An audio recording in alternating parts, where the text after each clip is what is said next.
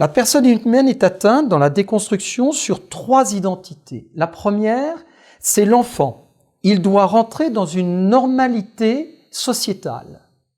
La normalité sociétale de l'Occident.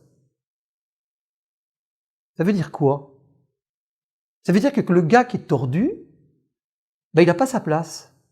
Et si nous pouvons avoir, attention au mot, l'amour bienveillant de repérer avant sa naissance qu'il est tordu, soulageons-le, car la société, qui ne se remet pas en question, n'est pas prête de l'accueillir. Et il sera malheureux.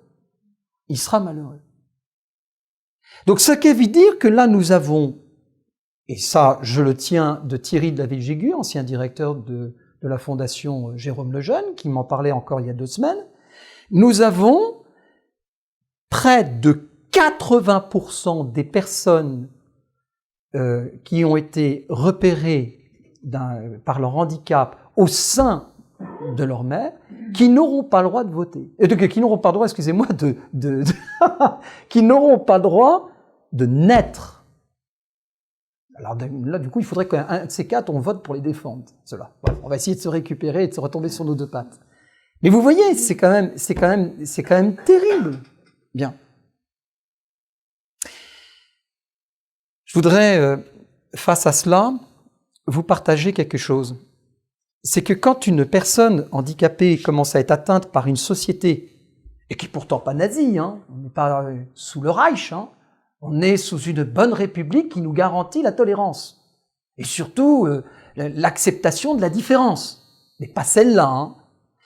Il faut se battre. Et moi, mon premier poste de directeur, il a été d'être directeur pédagogique d'un établissement spécialisé pour enfants handicapés.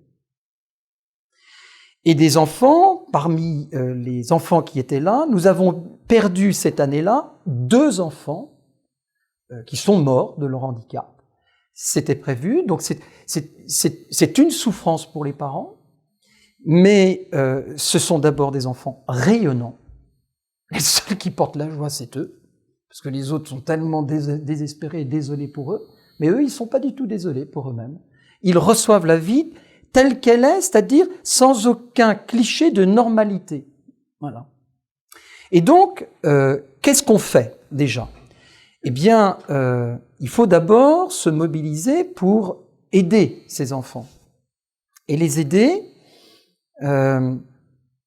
c'est de rappeler qu'ils sont une personne humaine.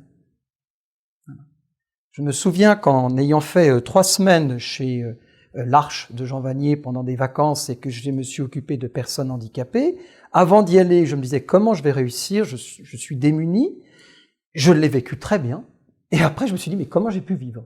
Je ne le sais pas. C'est dans l'état de grâce parce qu'en fait ce n'est pas nous qui nous occupons de la personne handicapée, c'est elle qui s'occupe de nous pour qu'on s'en occupe bien.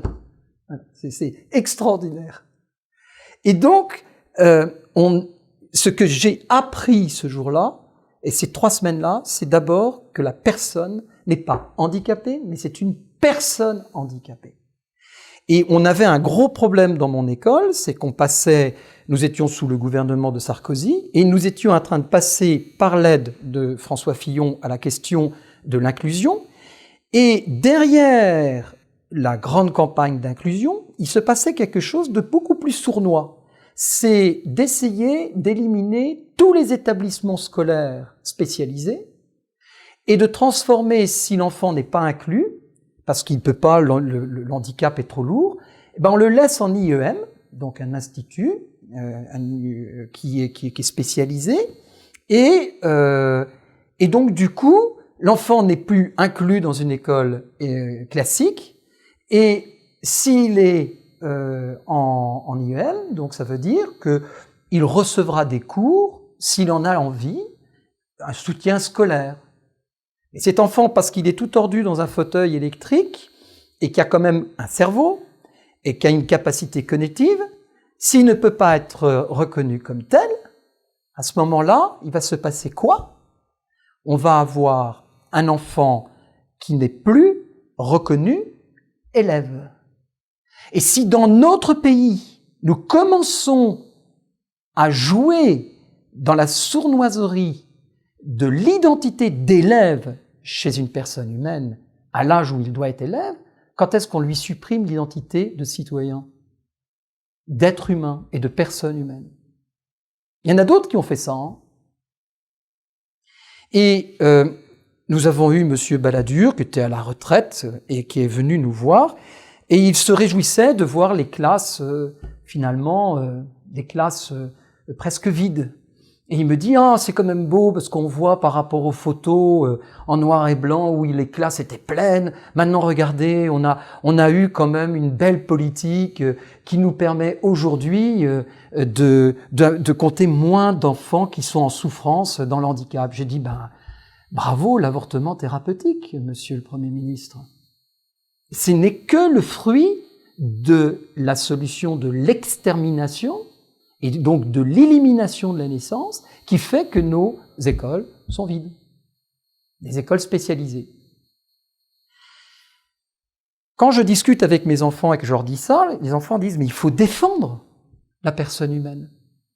Il faut défendre l'être humain. » Et là, à ce moment-là, il s'est passé quelque chose de magnifique. J'ai eu la fondation de la Banque populaire de Paris qui nous a proposé une enveloppe annuelle.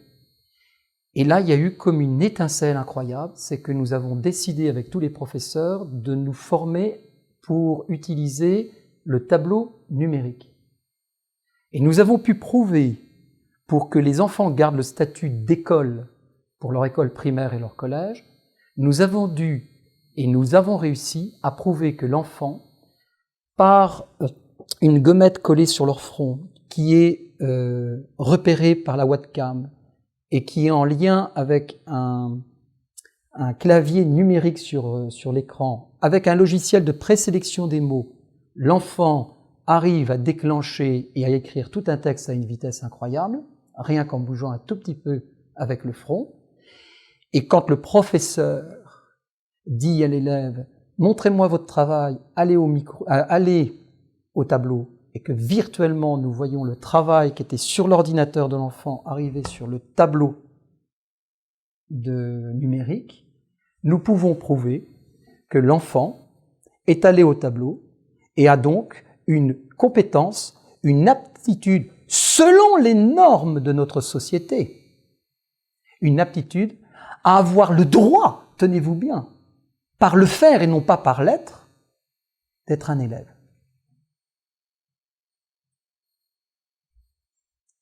C'est magnifique et en même temps c'est dramatique.